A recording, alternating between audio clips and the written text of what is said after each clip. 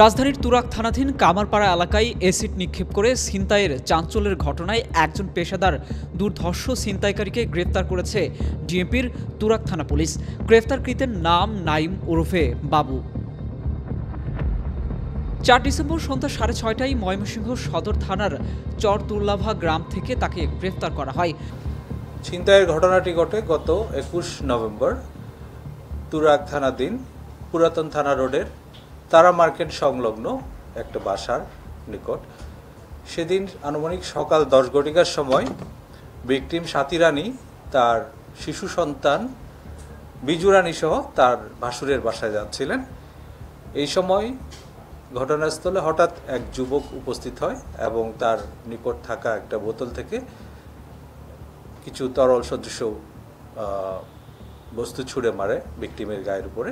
পরবর্তীতে জানা যায় সে প্রকৃতপক্ষে অ্যাসিড নিক্ষেপ করেছিল এবং অ্যাসিড নিক্ষেপের মাধ্যমে ভিকটিমকে অপ্রস্তুত অবস্থায় ফেলে ভিকটিমের গলায় থাকা ৮ আনা ওজনের একটা স্বর্ণের চেইন ছিনতাই করে নিয়ে যায়। পরবর্তীতে এই ঘটনার উপর ভিত্তি করে তুরাগ থানা একটা মামলা হয় এবং তুরাগ থানা সেই মামলাটি তদন্ত করে।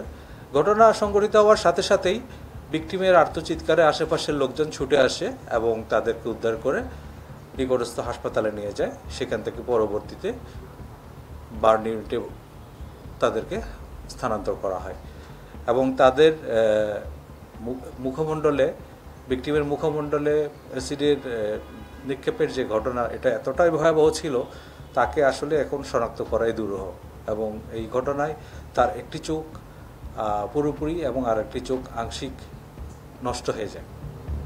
মামলাটি তদন্তকালে ভিকটিম কর্তৃক দেওয়া আসামির বর্ণনা বিশ্লেষণ, ঘটনাস্থলের আশেপাশে সিসিটিভি ফুটেজ পর্যালোচনা ও প্রযুক্তির সহায়তায় ঘটনায় জড়িত নাইমকে শনাক্ত করা হয়। পরবর্তীতে তুরাগ থানার একটি দল ৪ ডিসেম্বর সন্ধ্যায় ময়মনসিংহ সদর থানার চরদুর্লাভা গ্রামে অভিযান পরিচালনা করে তাকে গ্রেফতার করে। প্রাথমিক জিজ্ঞাসাবাদে জানা যায় গ্রেফতারকৃত নাইম একজন পেশাদার ছিনতাইকারী। সে দীর্ঘদিন ধরে তুরাগ এলাকায় ছিনতাইয়ের কাজে জড়িত। ঘটনার দিন সে ভিকটিমের গলার চেইন ছিনতাইয়ের উদ্দেশ্যে ভিকটিম সাথী রানী এবং বিজু রানীকে অ্যাসিড নিক্ষেপ করে।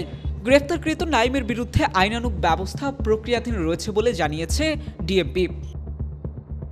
Desk report, metro TV.